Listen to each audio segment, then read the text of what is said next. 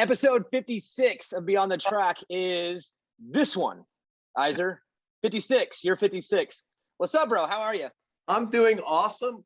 We usually talk by text and by phone, but this is official. And I missed you guys in Supercross. We usually have like 20 other boxes up there with other journalists. So this is kind of a one-on-one intimate deal. So thanks for having me, Daniel. It should be boring. I don't think we'll talk about anything cool or fun. Our conversations, usually the private ones, are lame. This one shouldn't be any different. Exactly. The bench racing is all what DMXS was about, is getting that behind the scenes away from the corporate side, the media, and sitting on a tailgate with your friends at a track. And that's what DMXS started out as. So this is kind of, 20 years later, here we are. Yeah, no, this will be fun. So what I want to do though, Izer, is I want to start with the inception of DMXS radio. And I don't want to go through the entire timeline because there's just too much, but I want to focus on just the beginning so that people know, because even I don't know. Dude, I've been on DMXS radio as a writer multiple times, now as a broadcaster. I know you guys well, but I don't even know like where it started. Like, I mean, just take me through the idea and lead me into episode 1, and then we'll see where it goes. All right, well, first of all, let's set the stage. 20 years this December, 20-year anniversary for DMXS. So in 2001, let's just kind of get a frame of reference here. Ricky Carmichael just dethroned McGrath in Supercross, dominated the outdoor season. Pastrana and was it Ron Cotta? Fonseca were the 125 Supercross champions. And then it was 2001 motocross was the Langston Broken Wheel Brownie year. Yes. So dial-up internet. We are so far back that half the guys we're talking about now weren't even born yet. That's how scary this is. And AOL Instant Messenger. Oh my gosh, dude, dial-up.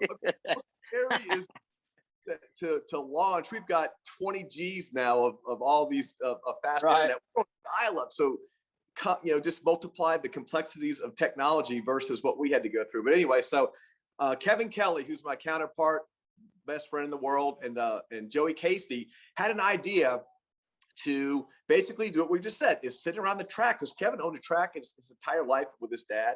And he realized some of the best conversations were outside of a formal setting. So he had the idea to do this for motocross. I'm sure it was in other sports, but to kind of have an informal communication and media with riders. So we literally had to talk about Ronnie Tishner, Timmy Ferry, and Jessica Patterson were our first 3 guests because we knew them personally, and they would take the leap with us. It's like, okay, let's go ahead and figure this out. So we had to take a microphone, Daniel, bend it over to the speaker phone on a speaker. So, and then into a hybrid. So our first on dial-up. So it was literally 3 of us sitting around a phone talking into the speaker, and the microphone from the guest going into the little bending microphone into the computer.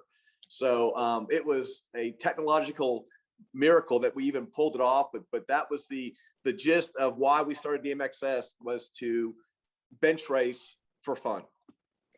That's wild, because I mean, technology, I mean, we could go down so many paths with this conversation, but the technology that there is now, and just, I mean, you and I, what we're doing right now, just think about how cool it would have been 20 years ago to have this. But here you are, this makeshift thing. And I'm assuming the quality was probably a little rough back then, but I guarantee, because I don't remember back then, but I guarantee the original fans were like, oh my God, I'm hearing from these people in an organic setting, in a comfortable setting. So technology aside, I mean, was it gold in the beginning with all these original guests who you're talking to like regular people and not the formal way, like you said? It is, and we've been so lucky and fortunate because Davey Coombs, who is our West Virginia family, the entire MX Sports guys, Davey knew Joey Casey through the Practice Track magazine, and we got to know Davey through that. He got behind us immediately. He saw the potential in this. He knew it had some legs, and he literally picked us up and gave us legitimacy across the board to get this thing going until it got traction. But once it did, it was really cool. Riders calling saying, hey, can I be on? Can I, they were reaching out to us to be on this cool new interweb thing that Al Gore just created, the internet like a year before. We decided, hey, he had just launched it. Yeah, so he just launched it. We got to dial up and let's figure this out. So Davey Coombs was Racer X was the conduit to what we could never have done what we did and had the time to get traction to move forward without that. I still do DMXS bites and Racer X with our quotes, 20 years later, where he's still helping us to manage that. And, even though, and this is what's awesome is you guys, I mean, we're the old dudes. I know that we are way in the past. We're the 70s and 60s motocross riders. Yeah, we were cool at the time, but Ricky said something that was funny to me at his race, first 2 or 3 years of his Daytona Supercross. I noticed that the old dudes like me came up to him, were like, "Oh my God, it's Ricky Carmichael. This is like, worshiping God." But their kids were like, they didn't even look at Ricky. They're like, they didn't realize that. And Ricky says, "Dude, kids don't care how fast you used to be." So for me, I don't tell people how cool we used to be because nobody cares. No one knows or cares. Nobody cares. But, hey. But what I'm saying is at the time, we were the only game in town, and it was fun. Prime example of that is Jet Lawrence, who barely knows who any of the stars were, like, at all. Like, I guess I think I heard recently he met Rick Johnson and was like, "Nice to meet you," I guess. Like, no clue. And it's like, dude, you have no clue. That is I guarantee that just happens in the cycles, right? Like I mean, the Villapoto era, Villapoto probably didn't know certain guys, like the history of those guys, And even Dino, I think last year on Instagram, he was crushed when a kid out at Pala asked him, "Did you ever ride Loretta's?" He's like, "Dude, what are you talking about? I came up just like all the pros." So, and time, it was, 20 years ago, it was revolutionary, it was groundbreaking, and we were able to get our foot in the door and establish ourselves and continue to have fun, never being our job. That was what was cool. Is Kevin and I all had careers and families outside this. It was a cathartic therapy session where we got to get together once a week and laugh our asses off, have the best time. And I've used this credo from the beginning, is that a rider with his helmet off will always be more important to us than whatever he does with his helmet on. We've always respected the riders. We've treated them with respect, and as humans away from the track. They're not just riders. That's kind of the thing that people latched onto. They didn't really get to see this side, maybe in print, but to hear these dudes be normal, like, holy shit, this is like normal dudes. These are the guys I pull for, and they're normal, and this is why I do. And we got to see that side of the fans, being appreciative of that. And that's kind of, I think, was the glue that got us to stick. It's so weird because obviously for you two, times have changed now. All these riders, you've had them on, you've talked to them all. And even for me, like if I think it was Atlanta this year, I was in the rental car and Ken Roxon is just riding on his little scooter and he stops me. "Hey, what's up?" And we're just talking like people. And I'm not mesmerized by him at all because we're like colleagues in a way. He's to me, he's just Kenny. But to anyone else, it would be like, oh my God. And I had a moment like that recently. I was listening to I hate to admit it, a Dallas Cowboys podcast, and they had Charles Woodson on. And I had never heard Charles Woodson talk about, himself. Like I'd never heard him even, I didn't know him. And within 15 minutes, I was so like a crazy super fan. And I was like, oh my gosh, that's what everyone thinks of Webb and Roxon and Tomac. And we kind of probably lose sight of that sometimes now because we're close to them. But to the fans, these guys they're everything. And instead of just seeing them on screen on TV, conversations that they have on DMXS, it's like you get to know them and it makes them seem more like real people, right? And not just these like godlike figures. They're humans, and you don't get that without shows like yours, which again, good job for kicking this off, dude, because now all the fans can like know about their favorite athlete. And for that to be, getting back to the point about, and you being a racer, that was what bothered me the most about fans, is how they would judge these riders and humans as only their results. They would judge their heart. They would judge their determination. They would judge things that they had no idea. They got to see the struggles and the viruses and the flus and all these ailments they were dealing with during the week that, I didn't realize that he was now he's a hero for lining up. Before, I'm criticizing him for not finishing a good overall.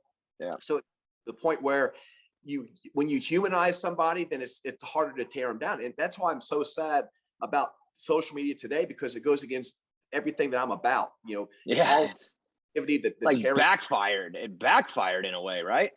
Yeah, because and I even look at kids and riders today that this is all they've ever known. At least RC and James and all those guys, they at least grew up knowing that they didn't have to have this 24/7 barrage of negativity. So it is, like you said, when you get to humanize somebody, you get to see a rider away from print and away from a racetrack interview, it's not as easy to tear them down knowing that they have the same struggles as you, the same fears, the same anxieties, the same, all those things we deal with. Hey, a couple more questions on those early days.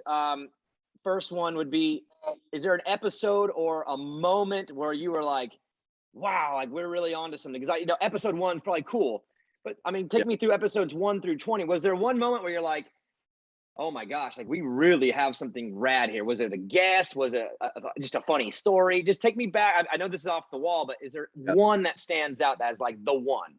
It is. And before that, I'll tell you when we realized we should quit. We had my 8 on, Dom 8 on, and Guy B, he was back at Transworld at the time, and he was another one that embraced this and told us, dude, continue to this. This is awesome. We love it. But we had Don on. So we're talking to him like, oh, this is awesome. And then we go to break, and he doesn't know that we can still hear him. And somebody in the background says, well, how is he? He goes, dude, it's so lame. And we all heard him. All right, back at a break in 3, 2. And so you thought it was done? That was the last episode? Well, no, I'm thinking, like, cool as we think we are. So we, once we got away from the speakerphone and got some equipment where we had, some legitimacy on the technology side, we had some more confidence. But the coolest phone call I ever got in the sport, one of the ones is when James Stewart decided to stay on the 125 and not move up, and he got people were whatever. He calls me and says, "Can I go on your show this week? I want to tell the fans why I'm." So when you have a star of the sport asking to come onto your show to get a message out to the fans, you're like, dude, we have something cool here. And he comes on, and it changed the tide. I mean, the entire fans like, oh, now I get it. I understand. That makes sense. And so we kind of got to see the power of a rider being able to utilize media for his advantage. And that was one. And then moving up to something similar as DeCoster called me, wanted to come on after he left Suzuki. He came on 1 minute after the press release dropped.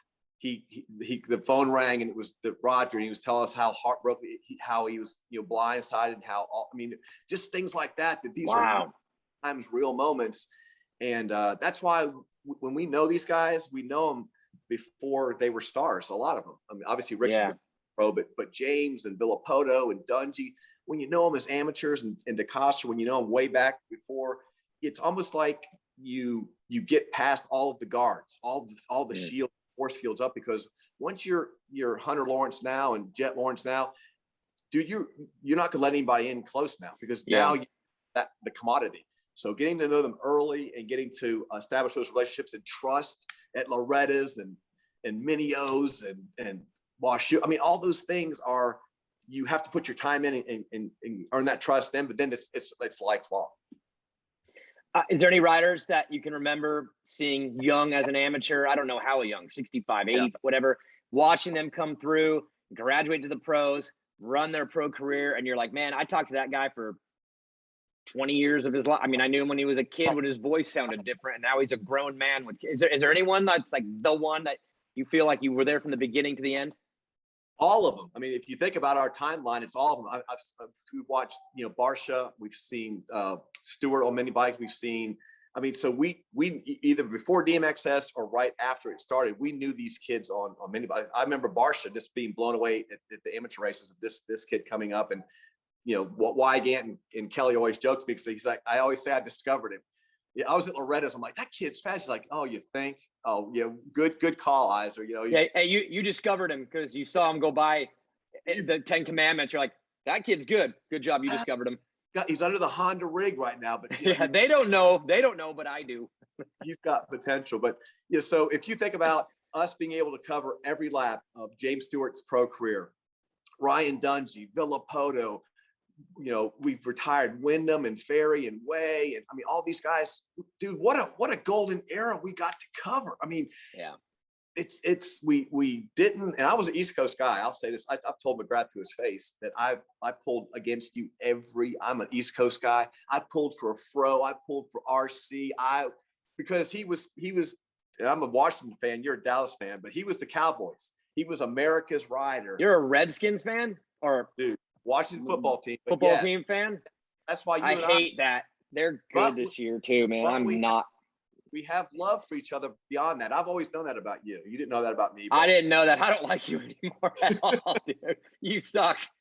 I beat you twice last year. You shut it. Oh God, But is Fitzmagic going to break my heart this year? dude, and get him on fantasy too, because that dude can throw for 500 yards at any given day. Any given day. Yeah. But going back Anyway, to that, so no McGrath fan, just no fan of the King.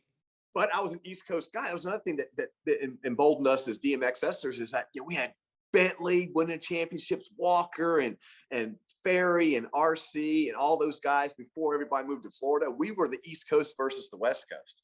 So it was one of those, we were kind of like the gangs, like we were against that, the SoCal, you guys, and we were more of a, the outcasts. So so Beast of the East versus Chicken.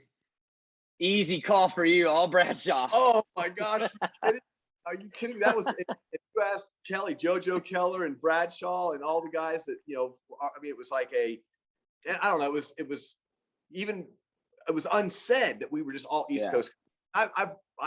Our local practice track, you'd have Ezra show up, you'd have Bentley show up, you have Walker show up, you have, it's just like, that's a pro circuit practice fight, Right. So it was, East Coast versus West, but going back to seeing all the riders come through, it's all of them, Daniel. It's really we have touched a part of these kids' careers. Everybody that's riding now, even the guys that just turned. Kevin Kelly announces every freaking amateur national. We are still intertwined into the amateur motocross scene, so we still get to know these kids as amateurs as they turn pro. So we're still, even though we're not in our heyday by any means, we're probably 10% of what we used to be. We still love it. We still have a passion, and we're still very much in touch with it. How come you call me and text me and Kevin Kelly doesn't? What's the problem? I think his wife would ask this, his kid, he's not a good texter. People hit me up all the time. Is he not? Because I get nothing from him. It's all you. You're the only one of the two. And that's why we're still together, because he and I are literally the odd couple. We have almost gone to blows probably 50 times, but we're brothers. It's like you and your brother, literally, he and I are opposites. I am A-type personality. When he travels, he's like, I'll get to the airport 30 seconds before the plane lands or takes off. I have no problem. I'm there 2 hours before. I'm definitely that odd couple guy that's kept us afloat, because Kevin's the talent, the creativity, he's that guy, but that's the only reason it's worked. If we were both either way, we would have been gone long ago. I love it. I'm just messing. Last question on kind of like a tie-in with DMXS Radio, and then I want to kind of move to current time so you and I can not bench race, but I want to talk about the sport just from the media side. But the after party in Atlanta Supercross every year, I've never gone, but where's the tie-in with DMXS? When did that start? Because I know they're not mutually exclusive, but they kind of are in a way, because I know you guys as both. But kind of take me through the after party, because it's a legendary event in its own right. When we first started, Kevin had a trophy shop. He had literally a trophy shop where that's what he did. He owned that, plus the tracks, and we built a studio in the back of the trophy shop. So we just literally said, hey, for Atlanta Supercross, let's just have a couple friends over, and we'll and have a little party. We literally got like the lights and all the stuff. But that year, Moto World was doing a segment on us, Daniel Blair. Imagine hearing Dave Despain say Dead Motocross Society and how pumped we were. So we had the Moto World crew there filming, and we had David Bailey, who was at the part. This is the first party? Well, this is like maybe the second, but it was pretty close to early. We were banging, dude. At that time, we were pretty much banging. It was probably 3 years in, and we kind of had some credibility in the sport. And David Bailey, who I got to know through the sport, got behind us as well. He was coming to Atlanta to voice over the Outdoor Nationals at Chet Burke Studios. Yep. What they used to do, they didn't do it live like these guys do now. They used to do it, tape to live. So Bailey would come to our studio and do shows with us during the week. So David Bailey's in our studio every week doing. So, dude, when people heard that, the credibility went through the roof. He was literally 7 rungs on the ladder to get us to where we were. So Moto World, Dave Despain's segment came out, and they filmed our party, and they interviewed Bailey and all the riders about the show. And that was basically our, put us on the map for good, because after that, then it was kind of, you know, it was pretty easy sailing. And then, so that party right there, it just got too big for the location. So we decided, for the trophy shop, shop, you ran out of space. Like a warehouse, but it was hot. It wasn't even air conditioned in the back. So so anyway, we continued to go to a bar, and then it got bigger and then bigger. And then bars started bidding for us to come to the, that's awesome. And actually the place we have it now at Tongue and Groove, it's the second biggest night other than New Year's for them. So it's not, like you said, it wasn't, you know, hand in hand, but it's just one of those things that kind of grew outside of itself and just got bigger than us. Then here's what's funny is after we basically didn't even continue to do shows every month and we kind of waned off, the party didn't. I mean, we just continue to have to have that party, because if we didn't, you know, it would be mass, you know, rebellion. Right. No, I've known about it forever, and I've actually never been able to come. The timing never worked. And so I'd like to come next year. I've just invited myself, just so you know. VIP list, baby. Oh, now we're talking. All right, so let's talk current times. Let's start with, and we'll go a little broad before we get into details. The media in general in this sport. Just give me what you think a positive and where you think we're all kind of doing it right, and then maybe a negative and where we're all doing it wrong, and not in a negative like we're doing it wrong, but in an area that maybe just we need to improve and tighten things up, because I mean we're all actively trying to get better at everything, right? And I think we're doing a lot right, but I think there's a few things that could be better. But I want your perspective on it. Let's start with what we're doing right in media in the sport of Supercross and motocross. Okay, and getting into that, this kind of transitions into that is, you know, DMXS being the first block, as it were, to moving into podcasting and basically a progression to the sport. We're happy with that. We love that. But can I just say how proud I am of Steve Mathis and Swizzcore and those guys and what they've created over there, and Whiskey Throttle and you and Fro and I mean, even what Ivy was doing with these interview styles I just sit back as like a proud dad. Like, this is really cool how it's progressed and gone to levels we never even thought about. So that's what we're doing right, is that we continue to progress. We're continuing to not sit on the laurels of a 20-year-old show, the stuff that we used to do with crank calls and, you know, being silly. You guys have taken it to a professional level where it's what we wanted to do, which is that informal level of interview, but you do it, you know, 10 times more professional. So I love that. I want to give props to these guys that continue to do this. It really is. I'm very, very proud of that aspect of our sport. And the media, you know, bringing Sean on board for Supercross, you know this. I mean, we had years and years before him. The level of professionalism that we have at Supercross now is just next level. It's something you can be proud of. It's something that can be using as an example. As a matter of fact, as small as our sport is comparatively, it is an example that you could cross-reference Sean's, you know, protocols to big sports, because that's how professional we are. That is really neat. I do like that. Yeah, I don't want to give Sean too much credit here, but yeah, I have to. He doesn't even watch these things. He doesn't even watch. No, he doesn't. He does. I don't want to give him too much credit here, but from my perspective, at least with Sean Feld, and even on the pro motocross side, it seems from the media like they crossed the T's and dotted the I's. You know, it's just like they cleaned it up and really made it. I mean, I feel like this part of our sport is elevated to that level now where it's more professional. And is that kind of what you're saying too? Is like we've really fine-tuned most of the aspects of how we do media in the sport. And it's not just the media; it's the visuals. It's the entire show, and not having 1979 station wagons parked on the floor, and having the hay bales and the old fair banners across it. I mean, it's their package is when you reference somebody that's brand new to the sport. Hey, check this out. You can be proud of the product.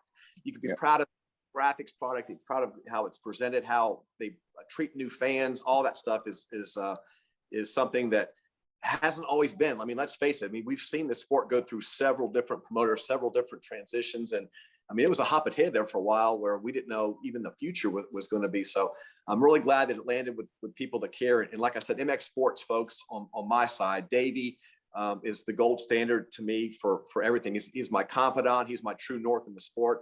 Whenever I have a question, whether it's about ethics or just anything, I always call Davey Coombs, because I think he does it right.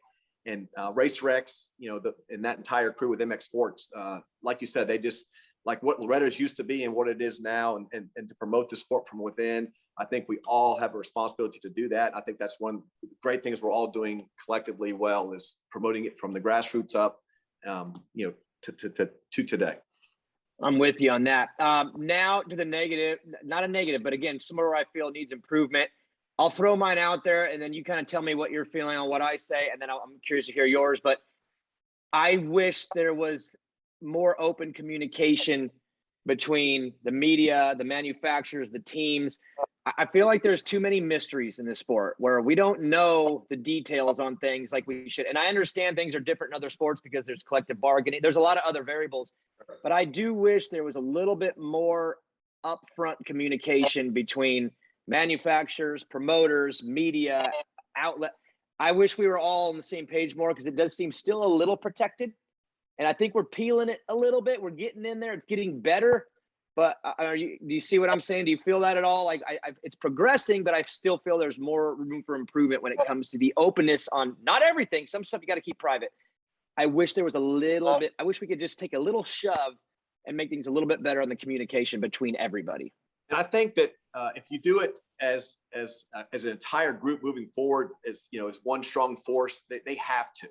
And I could not agree with you more. Even back with Ricky Carmichael, he was one of the most secretive riders. We know this. He wouldn't let people ride with him and all that stuff.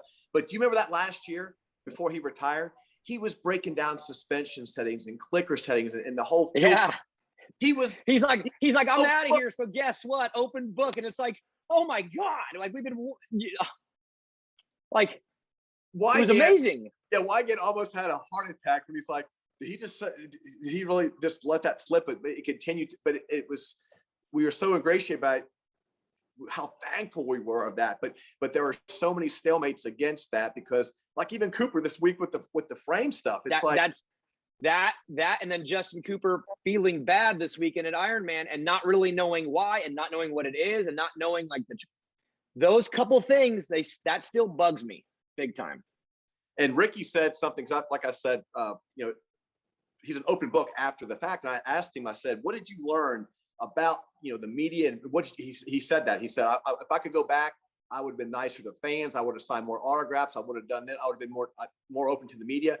What he realized, which everybody else has to, is if you don't tell people, they'll make stuff up. If you give them burn, they will burn your hayfield down if you don't give them somewhere to go. So savvy people, like a Dean Wilson and some of these guys that have used social media and as a scalpel to their benefit, you tell them, this is what I'm dealing with, this is where I'm going, this is what I'm doing, and then fans will, you have nowhere to go. It changes everything. Wilson's the best example ever, because he's been sick all summer. Yeah. And it explains a whole lot. And instead of people going like, man, Dino's really falling off, it's like, no, Dino is crushing it. The dude has major fatigue issues and is still for himself and his team. I'm going to show up, I'm going to be there, and I'm going to suffer. And it's like, I respect him 10 times more because he's willing to share the fact that he's not okay. It's such a benefit. It's not a negative. It's a positive to be open with not everything, but with these types of things. And I'm guessing you feel the same. Like there's a way to be open and honest, and it makes it better for their athlete every time. It is. And that's one thing that Mathis does or did that I learned long ago. It is a very, very, it's a double-edged sword when it comes to that. Is you leak information out that they want out or maybe not out, but you also have to be careful not to hurt somebody's negotiating power, not to do it where it hurts an athlete. This happened one time at DMXS, and then I laid down the law. It never happened again. I was out covering the U.S. Open at the MGM Grand. By the way, dude, some of the funnest weekends ever when it was at the MGM at the beginning. But and I was out there covering that, and Kevin and Joey did a show, and I had told Kevin I play golf with Ezra Luskin, and he mentioned he was riding Yamahas. This is back with the Kawasaki thing. And so Kevin just says it on the air. He's like, yeah, Ezra's down in Bainbridge riding Yamahas. He's still under contract with Kawasaki. My phone rings out in Vegas. And, oh, boy. And like, what are you guys I mean, this is back. Imagine, Daniel, there's no leniency. This is before every movement of correctness. This is back when you could really hurt somebody. Right. So he talked to me for, probably 2 or 3 months. He was so pissed. And I just realized then that when you say stuff without, so we had a policy after that we don't do tidbits like that, because they could come back to haunt you. But in the same token, Mathis is providing us and Weege and whoever breaks these stories, they're providing a service to us, because some of these things they want out there, some of these little secrets they want out, some of these little things that they want. So I agree. It's just like politics, unnamed sources. They want that stuff out there. But if you don't, riders need to learn, if they learn nothing else, control your narrative. You have control of your narrative. And if you don't control it, somebody else will, whether it's your agent, your manager, they're going to control it for you. Did you catch within the last couple of weeks in one of the press conferences, someone pressed Eli on his deal and going to Yamaha, and he admitted, October 1st. And I was like, whoa, like you never get that. And especially from someone like him, who's pretty protective. I was kind of blown away by that, but that's an example. Like, I can't stand the fact that that's like public, not like we all know it, but we don't know it, because it's like this game. And I wish that stuff would just go away. We could be like, hey, Eli Tomac will be racing the final summer with Kawasaki. Let's celebrate that. And as he moves on, but no, it's like a secret. And it's like, and then I'm not blaming Yamaha, Kawi, or the Tomacs. I'm just blaming the sport in general, because it's accepted as okay. And I just wish it wasn't. I wish this stuff was public. How about F1? You have to race a whole year after you announce you're leaving. But everybody knows, so they knew it before you announced it. So it's one of those things where it makes us look almost idiotic that we don't say it when we know it, especially when you talk to some old school guys and they go out and they were riding all their friends' works bikes and the hills. I mean, it's cool that they admit that stuff now, but I was gonna say, I'll admit it now, but when I rode for Geico, let's just say some other people rode my bike. See? and I rode some other factory bikes. Let's just say we were playing musical bikes here and there, and I would have never said that then. I probably would have never showed up the next week.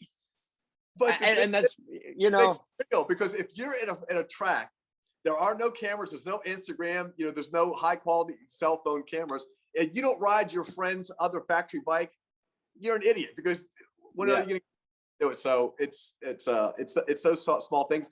And the professionalism, to me, you can do both. I mean, I'm not talking about being, disrespectful and just, blurting stuff out, but, not being open, not being honest. When you're disingenuous to a fan, dude, I'm telling you, I'm a fan. That that literally, I think, okay, put that on the back burner, and, anything you say from this point forward, it's a PR statement. Yeah, and it's tough. There's a balance to it. And I think we're getting closer. I think a little bit of pressure helps, and I won't lie. I pressure these guys too. When I go and talk to them, I tell them, give me information or I'm going to make stuff up. I won't say the rider, but I literally told a rider, I think 2 years ago, I had a question. It was specific. I didn't get an answer. And I was like, okay, well, I'm just going to make up the answer then. So have fun watching the show. And they were like, well, hold on a second. So I think it takes a little bit of pressure to realize, like, dude, I'm not asking for your valving stack and your shock, dude. I just have a simple question on something that I heard from your mechanic. Can you verify this so that I can actually make you look good on television?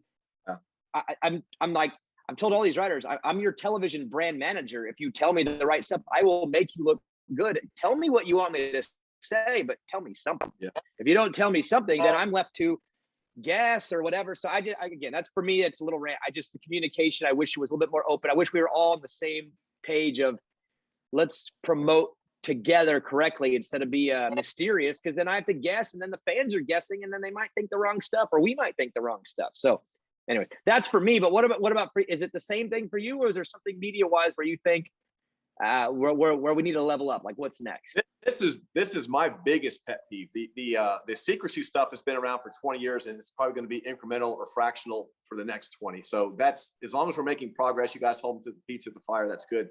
The biggest thing to me, and it goes along with social media, is that people who start these podcasts or start YouTube channels, they want to be more famous than the rider, and you are not. You are not who people are paying ticket prices for to come see. The personality that you're trying to create online with what you're doing is to me, it's comical, because it's not, has no media ethics to it whatsoever. but you're trying to be bigger and make a name for yourself in the sport above the athletes that you're covering. And right there, you're doomed to fail, because you'll never be bigger than the sport or the people that they're paying tickets for. I see. And again, if someone's listening or reading material, whatever, they're reading it and listening because of the athlete. Right. So they're there for the I know what you're saying. So you're just, that fragment of media you think needs to be just cleaned up a little bit. It does, and it's almost like the sensationalism of media, where it's like the TMZ side of stuff. I'm not at, like, this back to me knowing these athletes as human beings, and knowing this stuff that they're going through, and then throwing out these baseless claims, hoping somebody sticks or get to, what's that, to get clicks. I guess that's the the narrative of how to your promotion. But it's man, talk about a short-lived career, because you can't things aren't going to keep sticking, and you're losing credibility as you go. So I would say this: if anybody, then we probably help, I don't know, probably 5 or 10, even international people with podcasts have reached out, and I've done this. And I always say, don't forget who you work for. You work for motocross, you work for Supercross, you work for our history, you work for our legacy. So help promote the sport. Be honest. If it's something bad, then you're honest. It's honestly bad. But please don't try to be bigger than who you're interviewing, because it's not going to work. Makes sense. Couple questions before we wrap it up. I want to talk about the current crop of riders.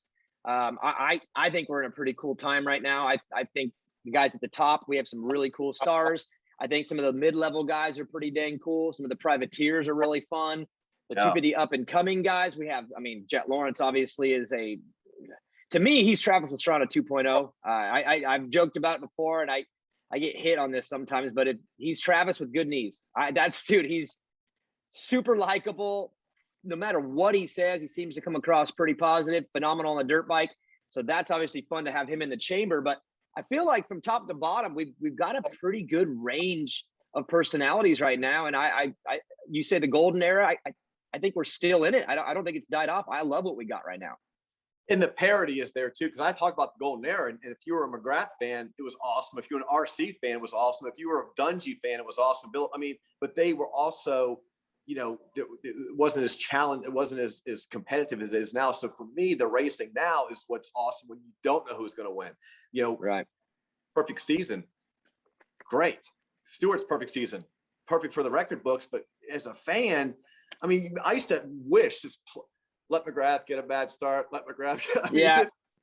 That was our only hope to compete with them. So, but looking back at riders now, the international side to me has always been, when I talk about respect, Jeremy Malott of Red Bull and Weeds just hammer me for being a Reed fan, a super fan. And throughout all of his career, all the way from Bubba letting him get around him at Buds and all that stuff coming back. But international riders to me even get more love and respect for what they've overcome to get here. And so I give them 10 more benefits of every doubt when it comes, like when Marvin blew a kiss to Daytona. Everybody's like, over the triple. I'm just like, dude, you just don't know how that was. Let's face it, they, some it's hit and misses with American fans. You're either in or you're out. And we talk about this during the Supercross season as Joe Shimoda. I was leading you to. I was going to say he is our favorite. Together, you and I, Joe Shimoda is our favorite, is he not? I love Joe.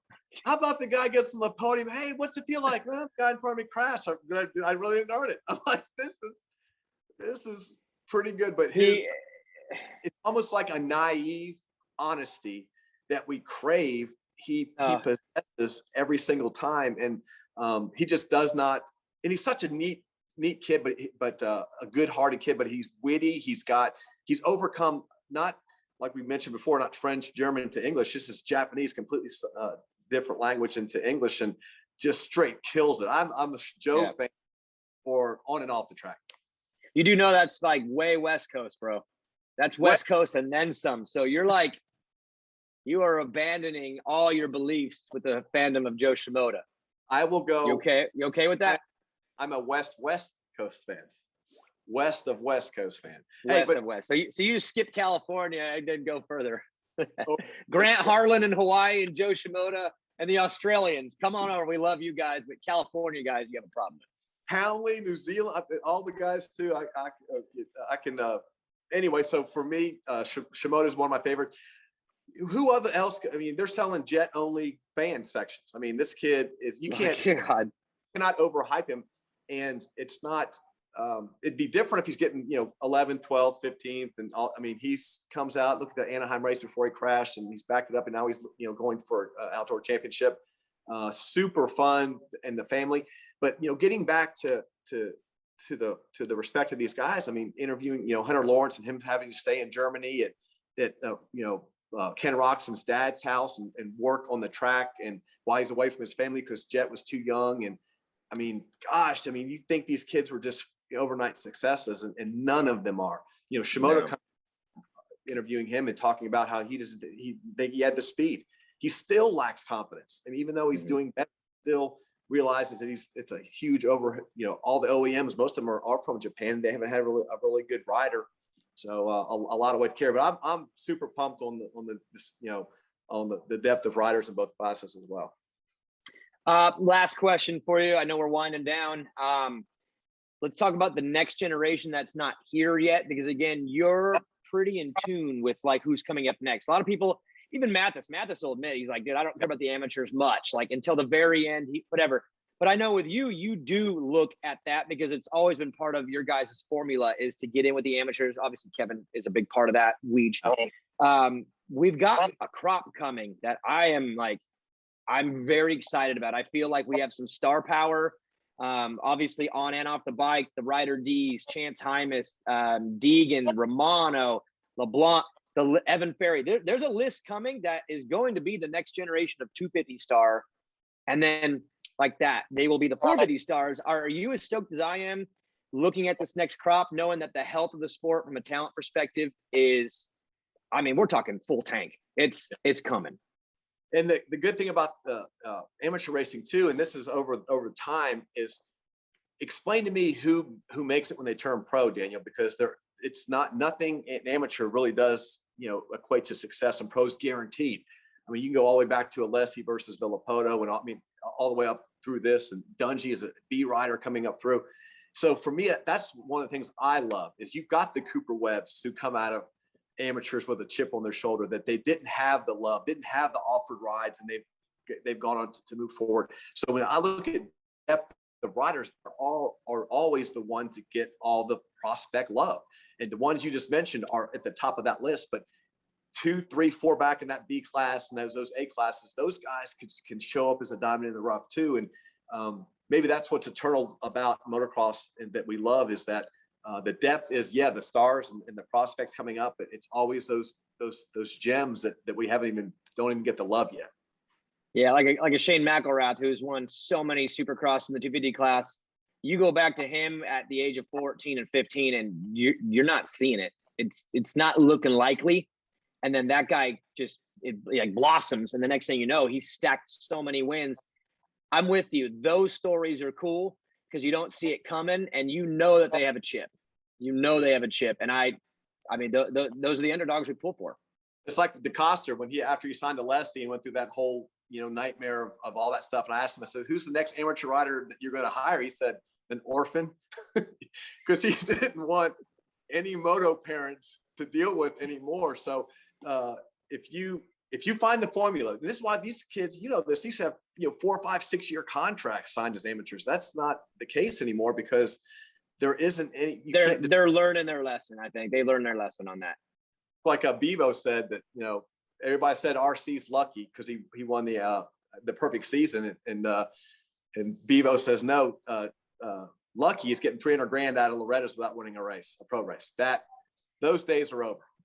Yeah, I think those days are over. When you have a rider like Ryder DiFrancesco, who is not signed into his pro deal yet, that's not a mystery. He's an amateur still. He's in the B class turning A. When you have a prospect that's as good as him and it's not even guaranteed, that's when you know that the sport's finally, I think, doing things a little bit smarter. Let these guys grow up and let's see what they do when they're 15, 16, and 17 before we see someone with a lot of talent at 12 before puberty and then go and lock them up forever. I think that formula is done. Hey, I know you've with your legacy in the sport, and your son was, I mean, is that something you'd still, if you see the Evan Ferries, is that something you'd say you'd still want that to continue, or what's y'all's plans? I know your wife has a lot to say about that too. We could do a whole other show on that. I'm currently trying to figure out my son. He's as much as he is mine, I'm learning more and more every day that he is actually my wife's son more when it comes to racing. He's like the opposite of me in every way. Everything that I was good at or bad at, it's flipped with him.